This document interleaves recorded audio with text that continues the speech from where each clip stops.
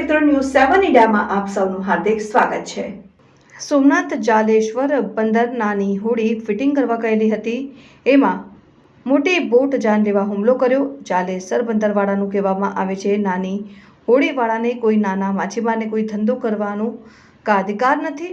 દર ફેરે મોટી બોટ આવી જ રીતના નાની હોડીવાળા ઉપર કરે છે હુમલો। આવી જ રીતના હશે તો નાની હોડીવાળા પોતાનું ગુજરાન કેમ ચલાવશે? રિપોર્ટર સબીર ગુલામ, દેવભૂમિ, દ્વારકા।